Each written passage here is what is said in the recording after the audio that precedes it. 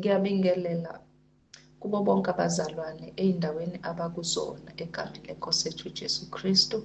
Ngibingelele nabazali, ngithi ngiyanithanda abazalwane lapho nikhona.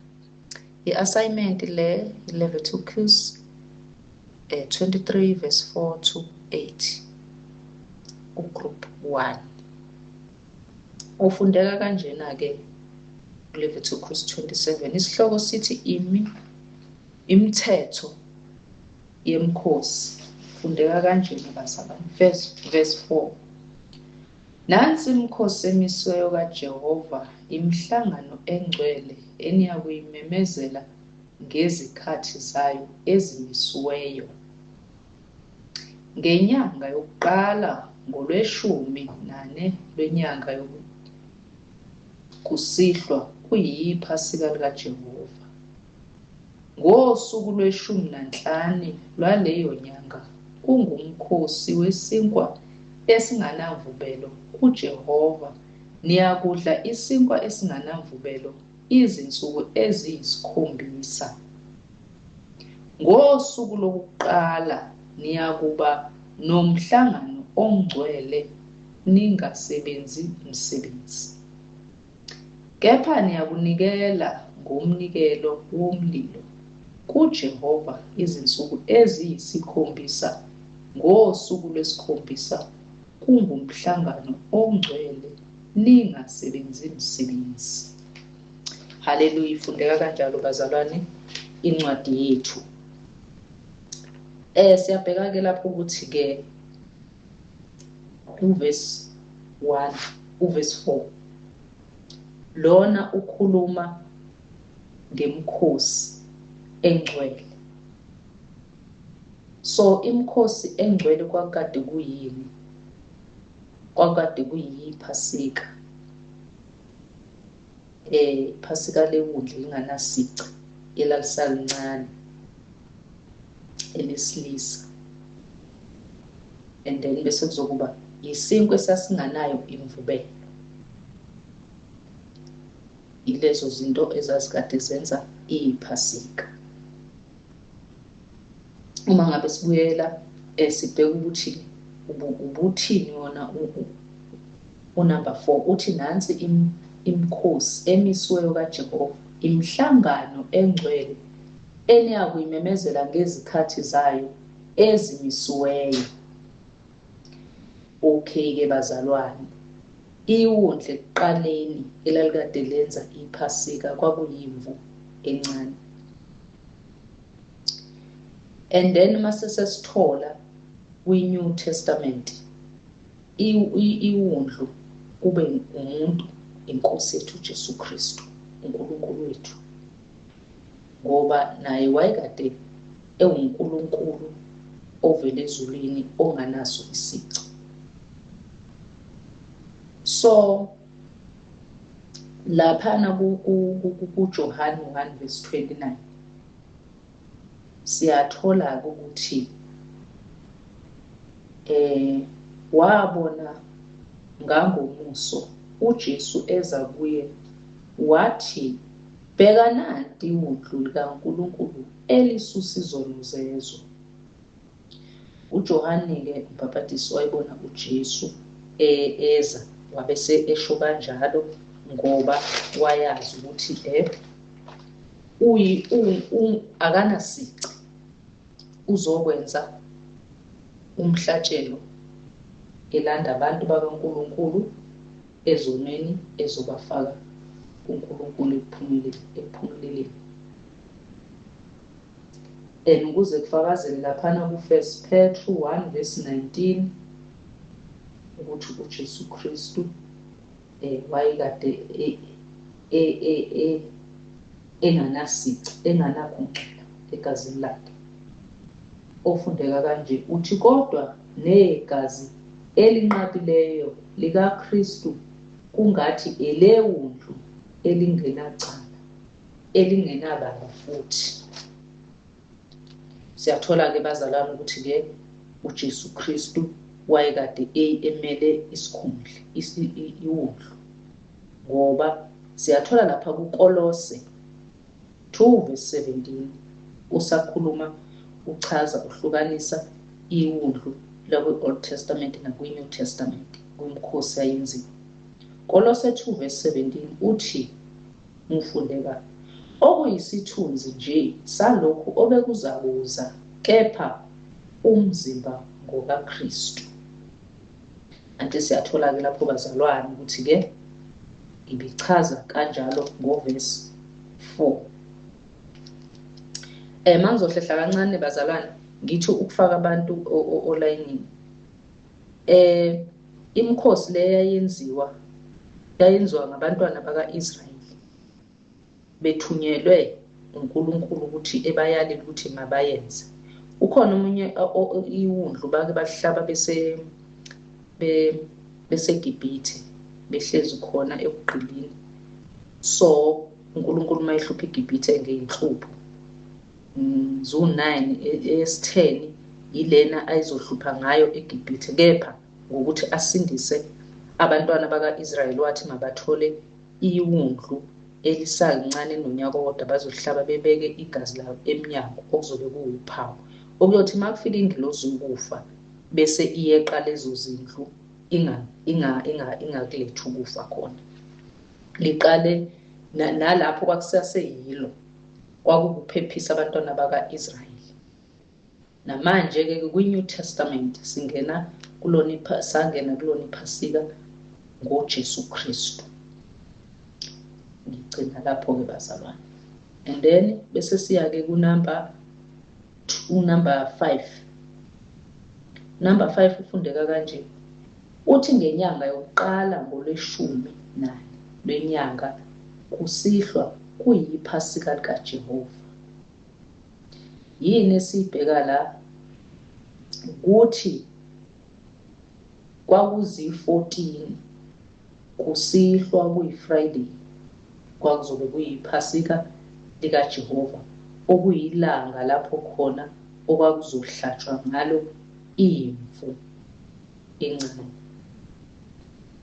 So ukuthola ukuthi-ke ube sekade ezoba iwundlu elincane nganasici uJesu Kristu okuthola lapha kuLuka 22 verse 7.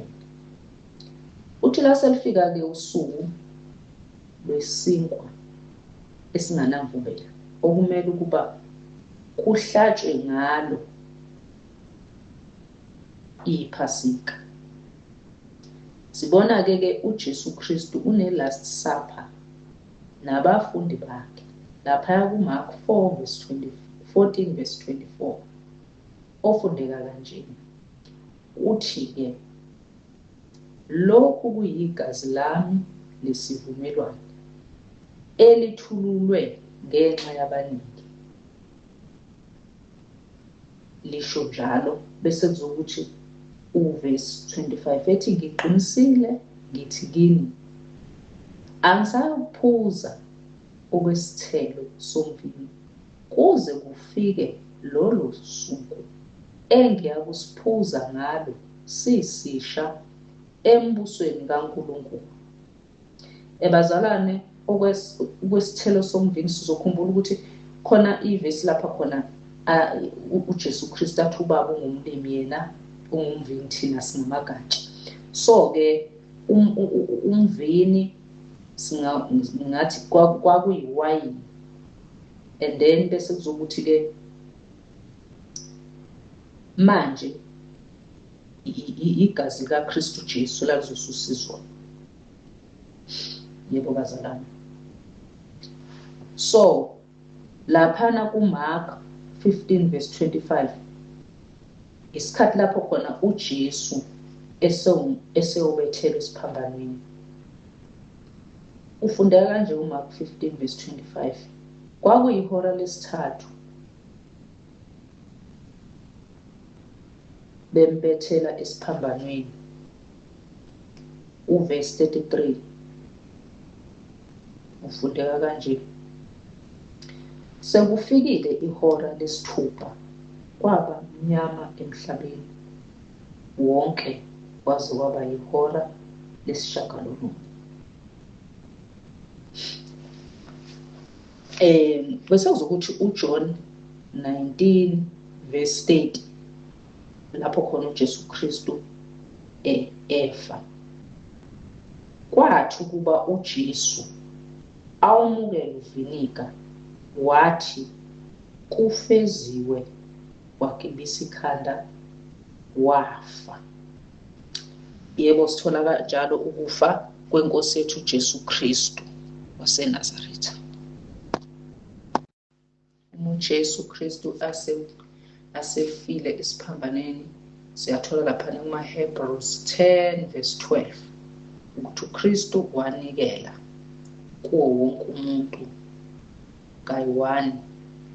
Ufundeka kanje: kepha yena esenikele ngomhlatshelo waba munye ngenxa yezono, wahlala phakade ngakesokunene sikaBaba. After uKristu Jesu eseshonile eqeda umsebenzi bekade ezowenza emhlabeni, wahamba wabuyela kuBaba, wayohlala kwesokunene sakhe. Amen. Bazalwane, siqedile ngalo yambuzo. Seku-next question olandelayo ofundeka kanje. Uthi ngosuku lwe-15 lwaleyo nyanga kungumkhosi wesinkwa esinganamvubelo izinsuku eziyisikhombisa. Into esibhekayo-ke la bazalwane, ngakusasa ngeyi-15 i-Saturday, so kuwumkhosi manje wani wesinkwa esinganamvubelo izinsuku eziyisikhombisa.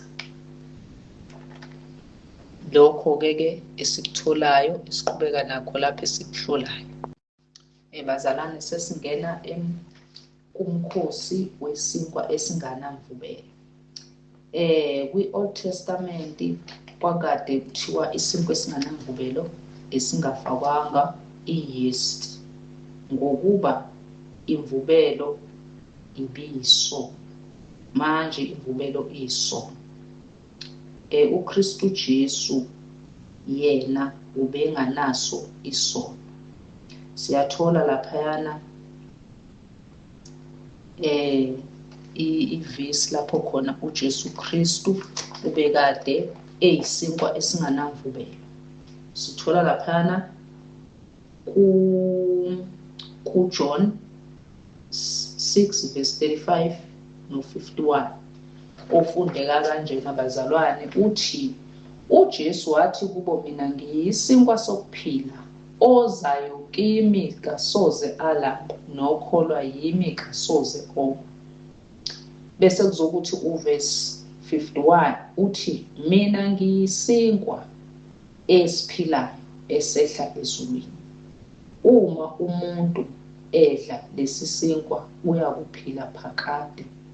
Futhi-ke isinkwa engiza kusinikela ngenxa yokuphila kwezwe siyinyama yami. Sithola kanjalo-ke kuJesu ukuthi nguyena obeyisinkwa esinganamvubelo kwi-New Testament.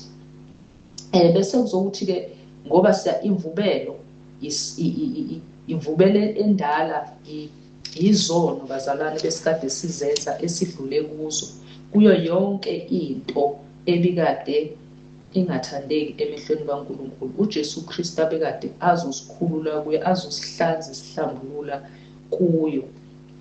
Singathola-ke laphana ku-1 Corinthians 5 verse 7 lapho khona okubonakalisa ukuthi kahle kahle imvubelo endala bekade kuyiso isono. Ufundeka kanje, uthi khiphani imvubelo endala ukuze nibe ngabanganamvubelo, ngokuba nelethu iphasika lihlatshiwe linguKristu. So silahla yonke into embi. Laphana kuKolose khona ivesi elalithi silahla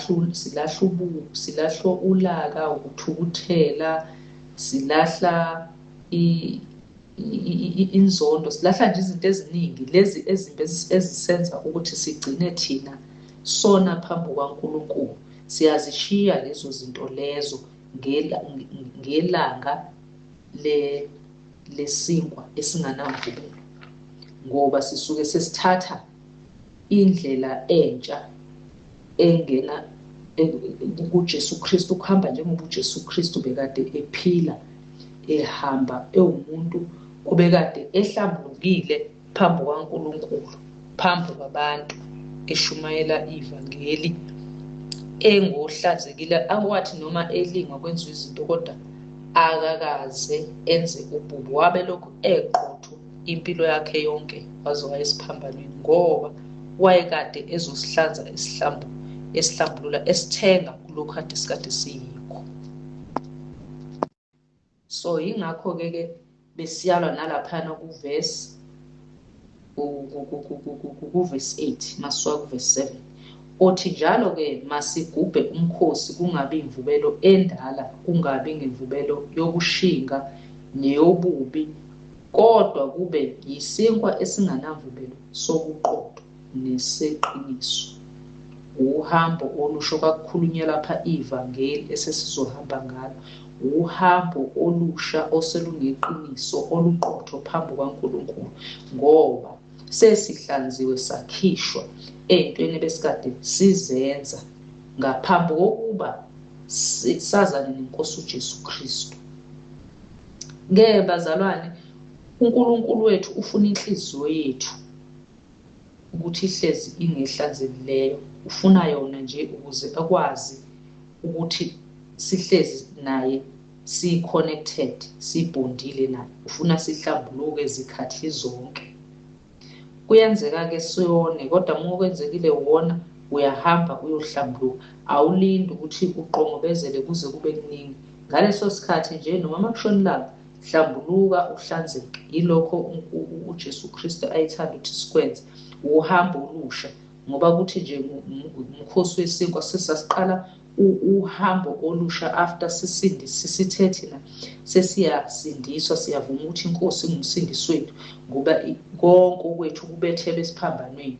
So uhambo olusha olusenganazo izinto lezi besikade sihamba ngazo ekuqaleni. So uJohn 19:31 uthi khona abaJuda lokulungiselela ukuze izidumbu zingaphanyekwa ngesabatha, ngokuba lolo suku lwesabatha lwalukhulu benxusa uPilato. So siyathola ukuthi yonke into yapheleliswa ngesikhathi esifanelekileyo. Bazalwane, siyamqeda-ke lelo vesi besikade silifunda, sesiya kwelilandelayo elithi-ke fundeka kanje, lithi ngosuku lokuqala niya kuba nomhlangano ongcwele, ningasebenzi imisebenzi. Lapha into esibhekayo ukuthi umhlangano abantu abasuke behlangene ngokuthile, kodwa lo mhlangano into eqaphelisisekayo ukuthi wawukade ungcwele, ungenazo izinto eziningi, ungcwele. Ukuba bazalwana, umhlangano ongcwele yilapho khona kubonakaliswa ukuthi uJesu Kristu ufikile wazosifela, wanqoba konke, so nathi sesizohamba ngobungcwele phambi kukaNkulunkulu.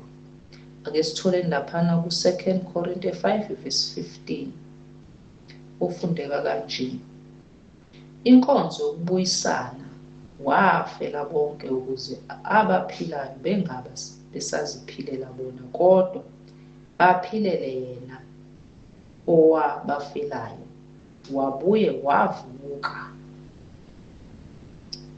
Kuyabonakala-ke lapho ukuthi uJesu Kristu uma ngabe esiphambanweni wafike wayezosifela sonke, waphinde wavuka wabuyela kuBaba ezulwini.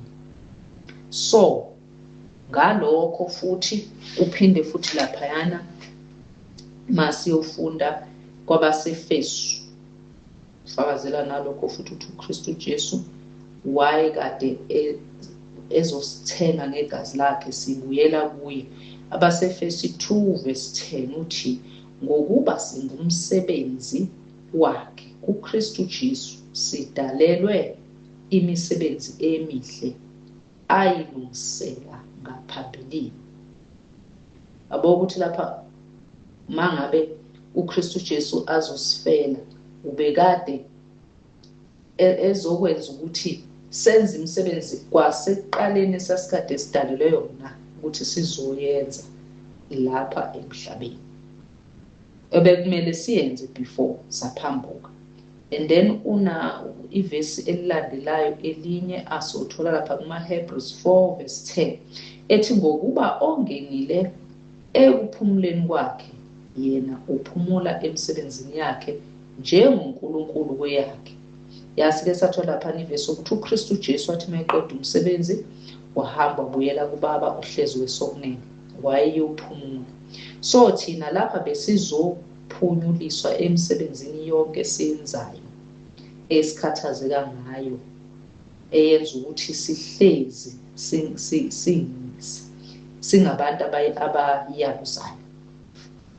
So laphana siyofunda futhi sithole kuma-Galatians 5:14 ofundeka kanje uthi ngokuba umthetho wonke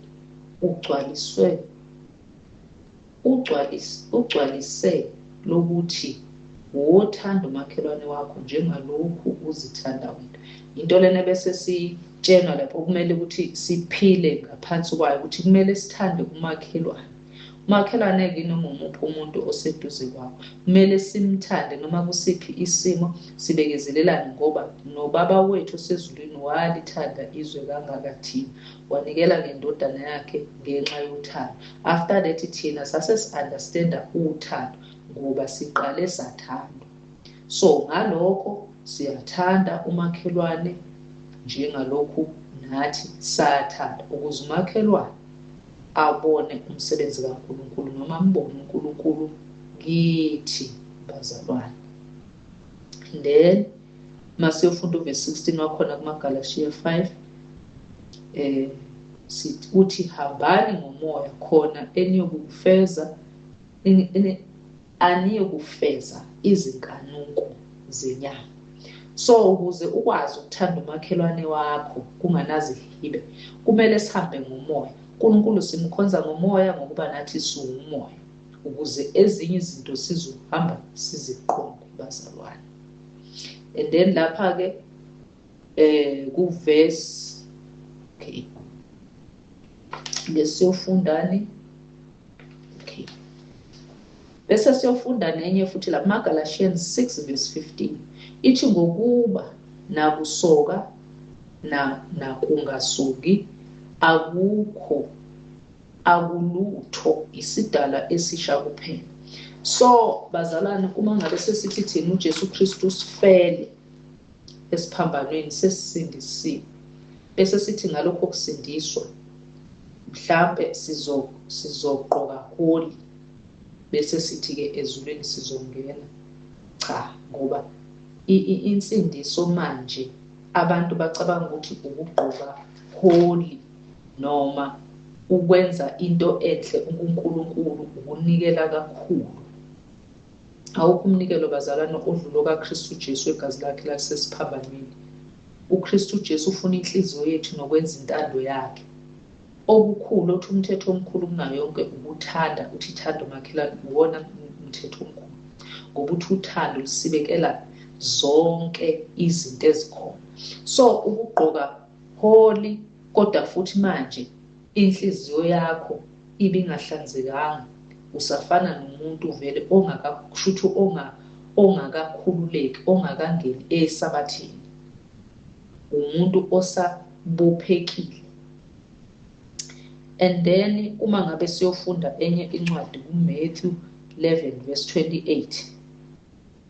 So Jesu uthi ngokuthi ubonile ukuthi noma sibaningi sathi sisindisiwe kodwa sisahamba ezintweni ezisasihlulayo. So uyaphinda uthi zaneni kimi nina nonke enikhatheleyo nenisindwayo mina ngizakuniphumuza. Uyabona wakungumhlangano ongcwele nje kaNkulunkulu ukuthi emhlabeni wayezosho njalo ukuthi asizeni thina esisindwayo uzosiphumuza singene ekuphumuleni okunguye, ngoba uKristu Jesu wayengukuphumula kwethu. Siyakhumbula ukuthi lapha abantwana baka-Israyeli bahamba, kumele bengene ekuphumuleni, behamba naye uJoshua, bagcina bengangenanga ekuphumuleni, ngalokho ukuthi babengaqondi ukuthi ukuphumula okukanjani lokho. So lapha nama sizofunda kwenye incwadi kuMatthew 6 verse 25. Uthi ngalokho ngithi kini, ningakhathazeki ngokuphila kwenu ukuthi niyakudlani noma niyakuphuzani, angomzimba wenu ukuthi niyakumbathani.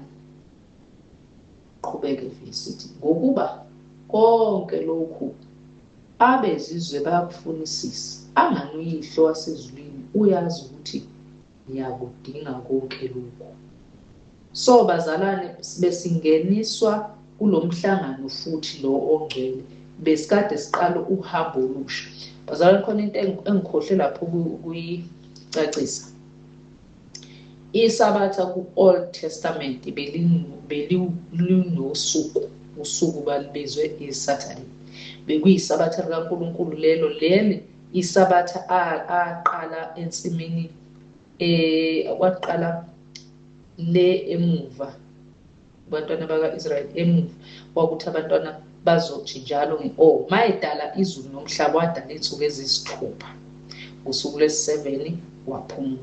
Kwakuyisabatha wangcoliswa libusisa lu from lapho ukuthi umuntu bezohlala usuku olulodwa aphumule, kuyisabatha kaNkulunkulu, ukuthi noma bekwenzeka ukuthi wenza izinto ngalo bekungabi kuhle kuNkulunkulu. So uJesu Kristu usezosifaka kuyisabatha forever ke manje. Senalo usuku mhlawumbe lokuthi kuzoba usuku oluthile, ngoba uJesu Kristu yena qobo uyinkosi yesabatha, uzosifaka esabathini. Ingakho uzethi namuhla khona lapha khona angisazi ukuthi ukupha asho khona ukuthi namuhla singena, namuhla isabatha aqala namuhla, okusho ukuthi ukusindiswa kwakho namuhla ushiya zonke izinto, ungena esabathini ekuphumuleni, ushiya imisebenzi yakho-ke bazalwane. Siyazi ukuthi sikwi-word system, senza imisebenzi ukuze sizamele sizokwazi ukuthi siphile siye phambili. Kepha-ke uJesu Kristu namhlanje uthi thina masiphumeni kuleyo msebenzi leyo esebikade sizenzela thina yona. Ingakho ethi uyazi ukuthi thina siyakudinga konke lokho. Uma siyothola ukuthi uthe masishiyeni sibese sikhonza yena, siyayithola incwadi lapha kuJohn 6 verse 29 uthi uJesu wathi kubo, lo ngumsebenzi kaNkulunkulu, yilo wokuba nikholwe nguye amthumileyo. Umsebenzi wethu ke thina sesingena kuwo, siphuma kule eyethu ebithatha ingqondo yethu, ithatha isikhathi sikaNkulunkulu, ithathe sithi sisindisiwe siyamkhonza uNkulunkulu, sizomnikeza only 2 hours enkonzweni noma ngaphansi, futhi nakhona ingqondo zethu azikho khona ngoba sinake iminako yezwe, kodwa futhi manje nangapha sithi sithanda uNkulunkulu, okugcine sisenza sikhonza amakhosi amabili singekho aware futhi walokho.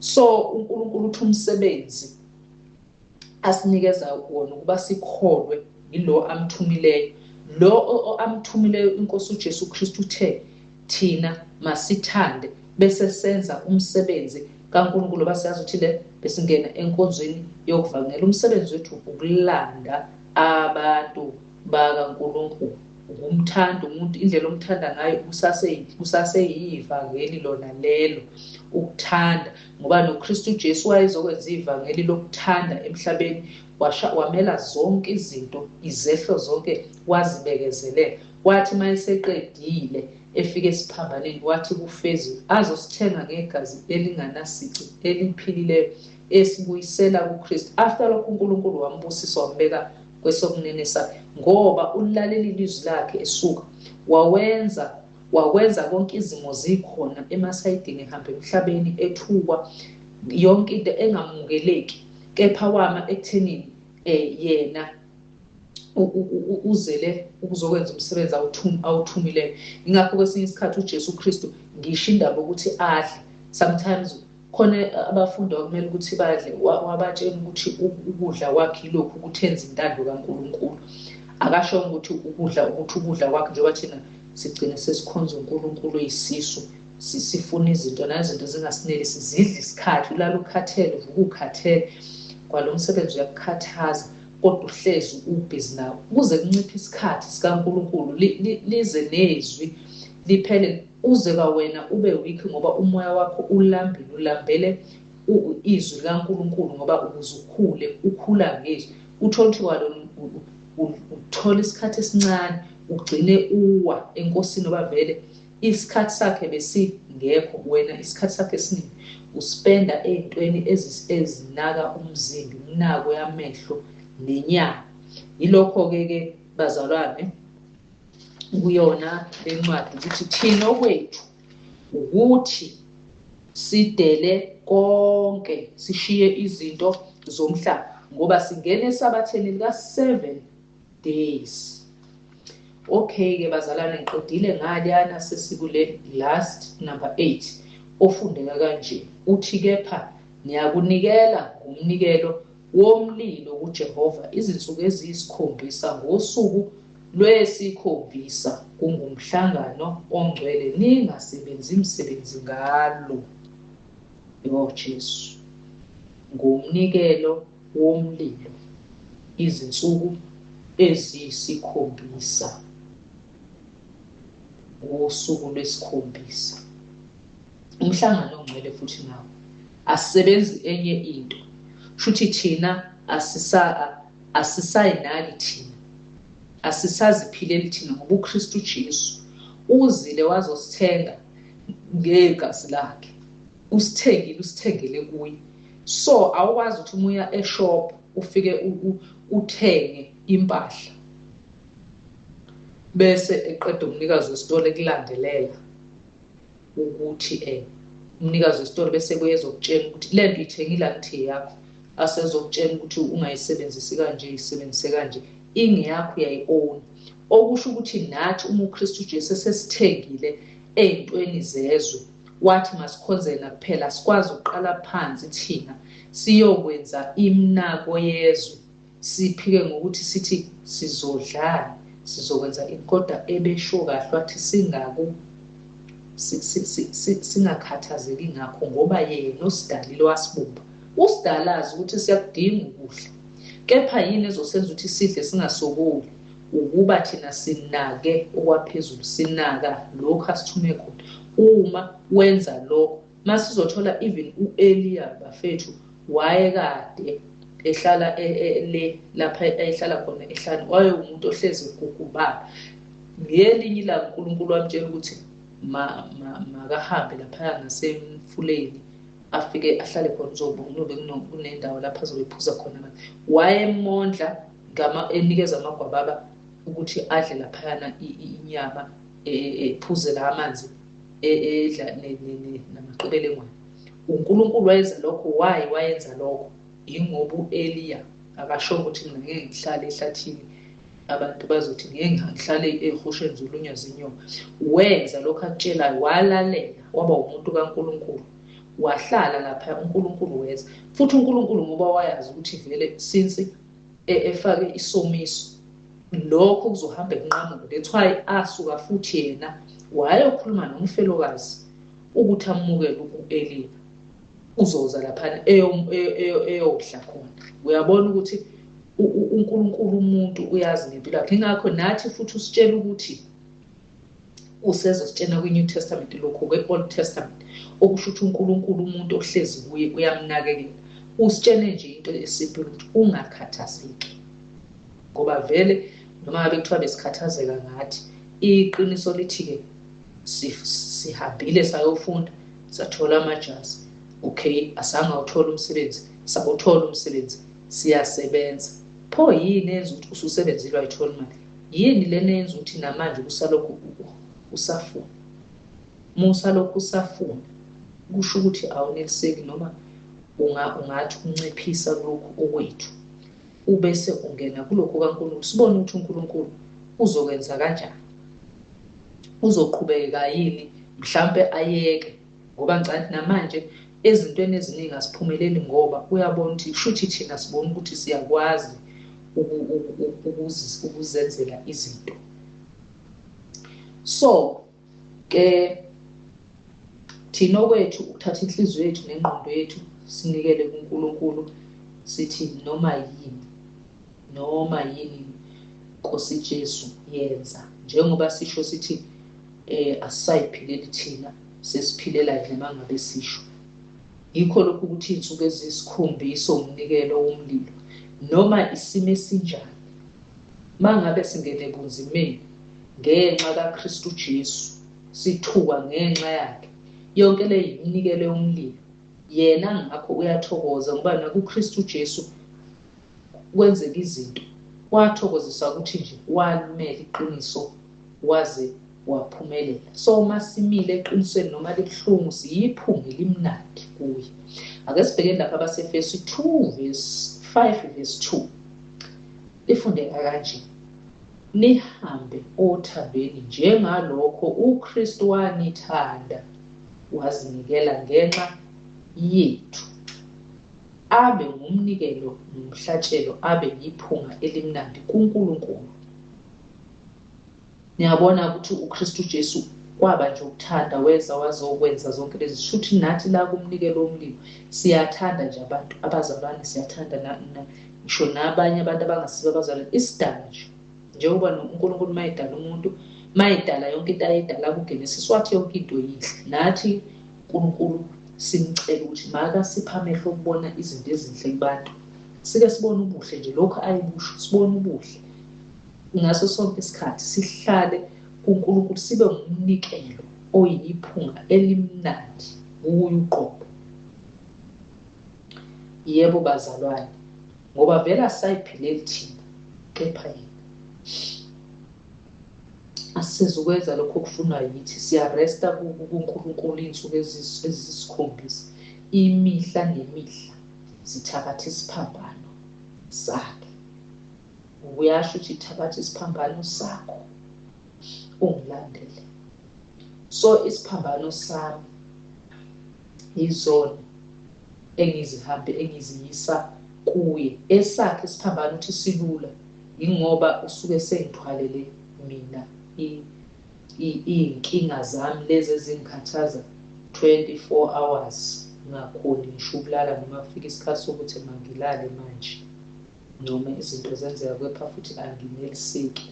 Yilokhu uNkulunkulu ukuthi uJesu Kristu uthi asilokhu zini, sithatheni isiphambano sethu sisinikezela thina, sithathe elakhe ijoka, ngoba elakhe ijoka lilula, isiphambano sethu sisinikeza yena. And futhi masihlezi enkosini siba umnikelo omuhle. Ake sibhekeni lapha ku1 Petru 4:9 uthi anongenisa ngenjabulo ningakhulumi. Yonke into esenza abazalwane asenzele ukubukwa ngabantu, ngoba uNkulunkulu akabuka ukuthi senzani, akanamatheli kwi-action, but ubuka ukuthi inhliziyo yakho ithi ngalento wena oyenzayo. Siphinde sibuke lapha ku1 Petru 1:22 uthi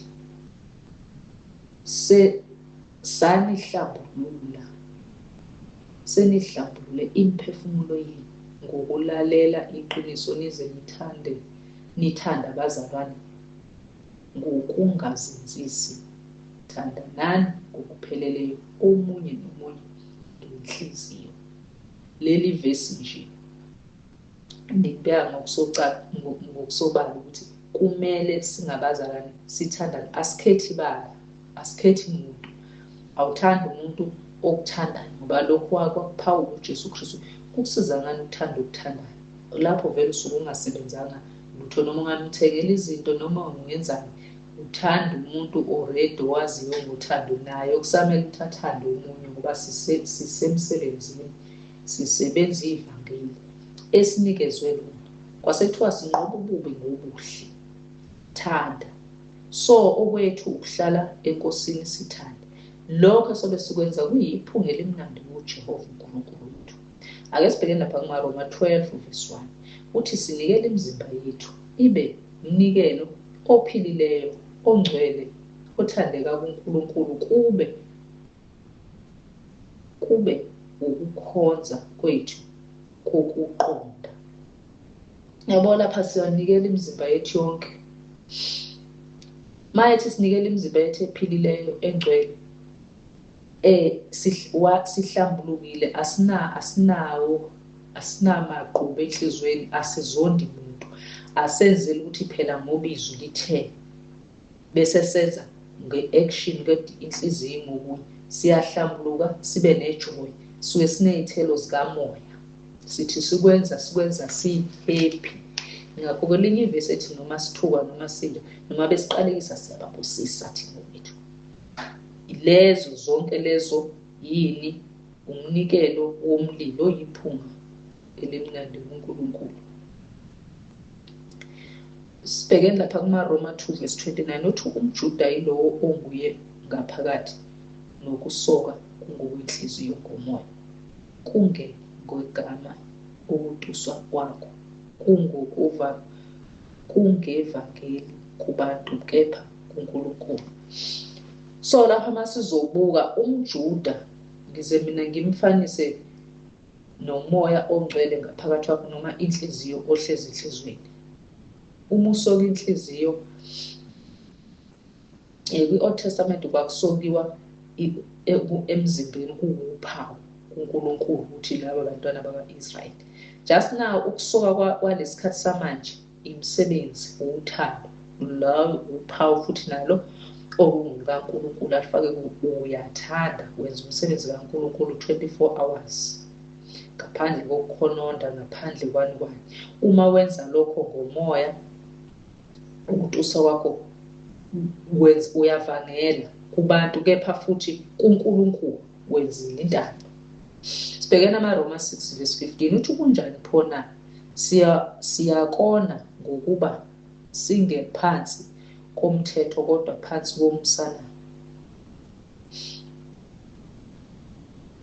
Bathi-ke sizokona yini? Ngoba mhlambe sinjani?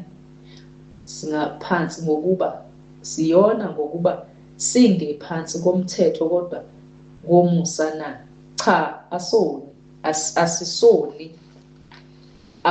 Hayi lokho abantu abakwenza. Umuntu onelethi ngisindisiwe, ethi ngiphile esikhathini somusa, besenza noma yini, insindisi ihambe nqa. The day wona ungarepent, the time uyazi ukuthi vele usubuyele emuva. Uma ngabe kuthuba usuku nakhona ivesi ethi musenelinambithile, akasakwazi. Uma wona ngamabomu, wona ngebomu, awusenakuthetheleka. Awukwazi ukuthi ngoba nakho ubusindisiwe bese wenza ezinye izinto ezingekho right otshene ngazo.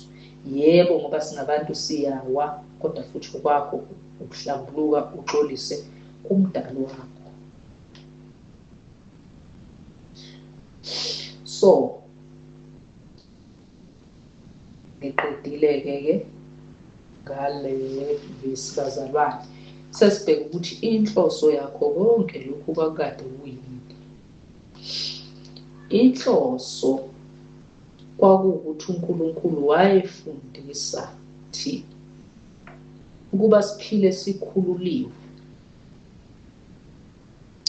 kuzo zonke izinto, emise ngokwezikhathi zakhe ayezimisile, nokuba mase kufika uJesu Kristu sikwazi ukubona ozosifaka ekuphumuleni. Kakhulukazi ayefuna ukuthi ayekwenza futhi uJesu ubaba wethu wayekade ezosifaka ekuphumuleni kwa forever, njengokuba naye uphumulile. Jesu Kristu inkosi bazalwane, siyabonga.